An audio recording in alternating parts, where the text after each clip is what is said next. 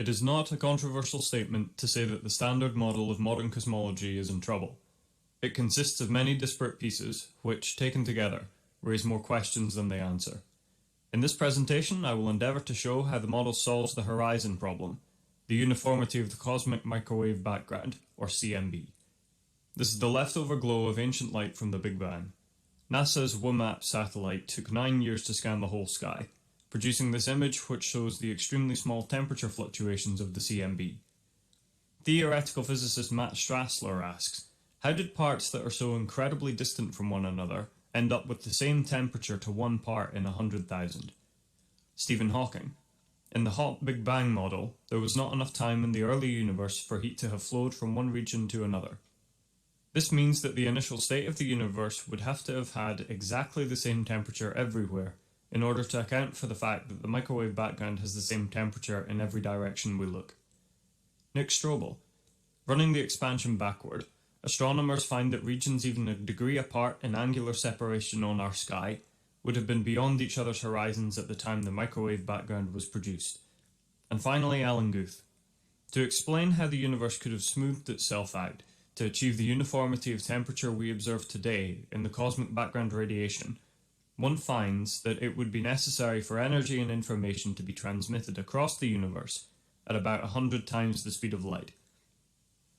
To answer this, in 1980 Guth came up with cosmic inflation, the idea that the universe rapidly inflated then slowed down, a 4D phenomenon represented here in 3D by the small tube suddenly expanding to become the big tube just after the Big Bang. But the problem with this is that it is somewhat arbitrary, and many physicists have problems with it. Max Tegmark writes, I have to confess that although the process doesn't violate the laws of physics, it makes me nervous. I just can't shake the uneasy feeling that I'm living in a Ponzi scheme of cosmic proportions. Science writer Michael Brooks writes, Michael Turner of the University of Chicago went on record describing the theory of inflation as duct-taped, and perhaps within a decade of falling apart. That's a worrying claim because Guth's theory is absolutely central to our best story of how the universe came to be as it is, and Guth himself has called it an add-on. For most of the 20th century, cosmologists, beginning with Einstein, believed the universe would turn out to be a four-dimensional hypersphere. However, as this was never confirmed, many 21st century cosmologists have gone on to consider infinite models, with no more success. Max Tegmark writes, not only do we lack evidence for the infinite, but we don't need the infinite to do physics. So if we can do without infinity to figure out what happens next, surely nature can too, in a way that's more deep and elegant than the hacks we use for our computer simulations. Our challenge as physicists is to discover this elegant way and the infinity-free equations describing it, the true laws of physics. To start this search in earnest, we need to question infinity. I'm betting that we also need to let go of it. Although the Observer-Centric Model was derived from the geometry of Flatland, a romance of many dimensions, written in 1884 by Edwin Abbott, as described in a separate presentation, for reasons of brevity, I'd like you to consider how a hypersphere would appear to an observer if they were located at one of the poles. As humans, we are unable to visualize the fourth dimension, but we are able to access this by shifting the analogy down by one dimension, because, as Einstein informed us, the three-dimensional spherical space is quite analogous to the two-dimensional spherical surface. So, applying the globe analogy, we simply locate our observer at the South Pole on the 2D surface of a 3D sphere, or 3-ball. At the North Pole, we locate an origin. Now let us imagine that light beams emanate from the origin in all directions, then cross the sphere's surface to arrive at the observer. How will this appear to the observer? The observer will not see their point of origin. Instead, they will appear to have come from every direction around him. This is because they have crossed the sphere's equator. Let's now describe this process for the 3-ball with a 2-sphere surface. Light sets off, travelling out in every 2D direction from its origin at the North Pole. It radiates out along lines of longitude to arrive at me. I stand at the opposite pole, or antipode, from the light's origin. The light crosses the 1D equator, where beams which left in opposite directions reach their maximum distance apart. At the South Pole, I see the light coming at me from every direction, along the flat surface of the globe. I do not see its origin at the North Pole, I only see it coming at me from the equator. Kicking all this up by one dimension, the sphere becomes a hypersphere, or 4-ball, with a three-sphere surface. We cannot visualize this because it is 4D, but we may extrapolate using Einstein's analogy. Light sets off, traveling away from the Big Bang in every direction from its point of origin. It radiates out, like light from the sun, in every 3D direction away from each origin.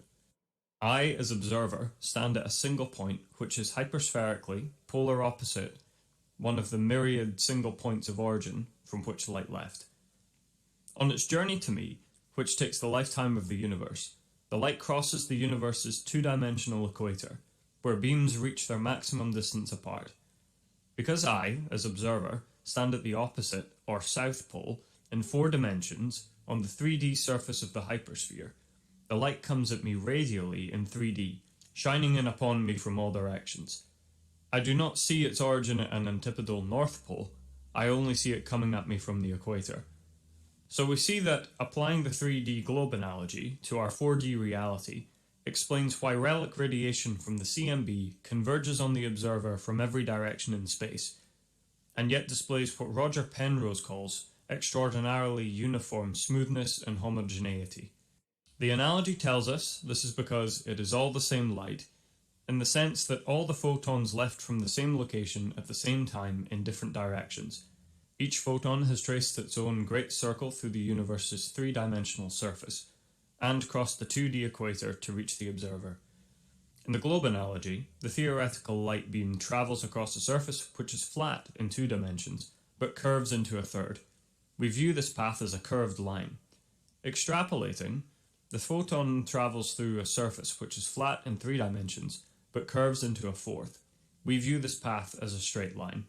This carries the highly significant implication that the observer is always located at a point which is polar opposite in 4 dimensions to a point at which the universe originated. Defined as follows. The observer's space-time event location is an antipode on the 3-sphere surface to the origin of the observer's location within the Big Bang singularity.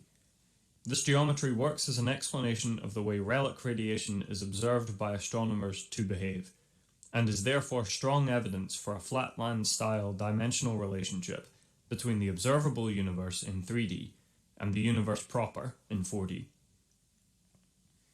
In conclusion, as all CMB radiation originates in the same location, there is no longer a problem with superluminality, thus solving the horizon problem.